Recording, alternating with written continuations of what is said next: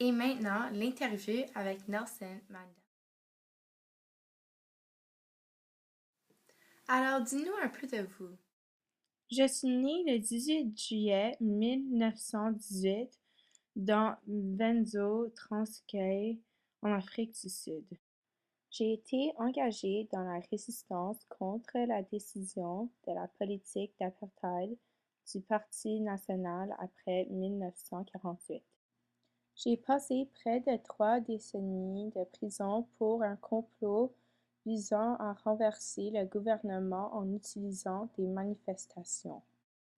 Avec le temps qui passait, ma réputation a grandi. J'étais considéré comme le leader noir le plus important par beaucoup, et je suis devenu un puissant symbole de mouvement anti-apartheid. J'ai constamment refusé de compromettre ma position politique pour obtenir ma liberté.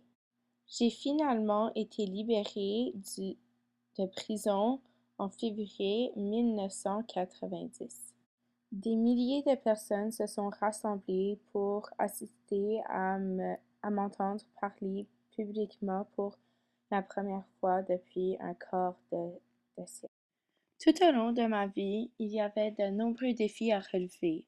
L'emprisonnement, l'injustice, la discrimination, des défis sociaux, des défis intellectuels, la pauvreté, des insultes racistes, la prison et surtout la corruption de mon gouvernement, mais qui a été démoli tout avec mon aide. Et pouvez-vous nous expliquer de quelle façon vous êtes un modèle de tolérance? Je pourrais être un modèle de tolérance parce que au lieu de rendre les Noirs contre les Blancs ou les Blancs plus contre les Noirs, j'ai essayé de trouver la paix entre les deux et d'abolir les, les lois contre les Noirs pour avoir l'égalité entre les deux couleurs de peau. Juste pour nous mettre en contexte, pouvez-vous donner une description du pays et de son parti politique avant l'événement? L'Afrique du Sud était sur le bord de commencer la guerre civile entre les Noirs et les Blancs après que la Partie nationale avait présenté l'apartheid au peuple. À l'époque, la seule raison pour laquelle la Partie nationale a été élue était parce que les Noirs n'avaient pas le droit de vote et seulement les Blancs. La situation aurait été complètement différente si les Noirs avaient eu un vote parce qu'ils étaient beaucoup plus nombreux que les Blancs en Afrique du Sud. Alors, savez-vous l'explication de l'événement déclencheur du conflit? Tous les Noirs faisaient des protestations paisibles contre l'apartheid jusqu'à ce que l'incident à Sharpeville où 69 Africains ont été sauvagement assassinés par des policiers dans les années 1960.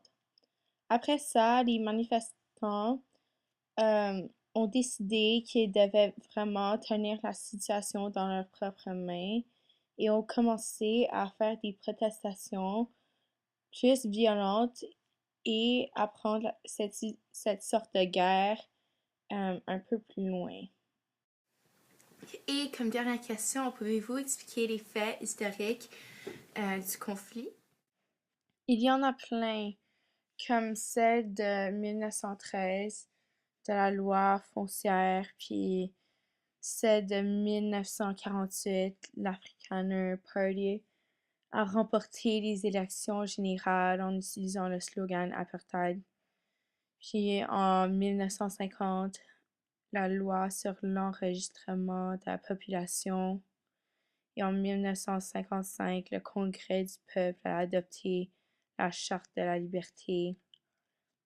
En 1963, j'ai été incarné jusqu'en 1990. Et en 1976, le Conseil de sécurité des Nations unies a voté à imposer un embargo sur l'État de l'Afrique du Sud. Et une dernière est que les élections de 1984 a conduit à un gouvernement de coalition avec une majorité non blanche, rendant la fin officielle de l'apartheid. Merci.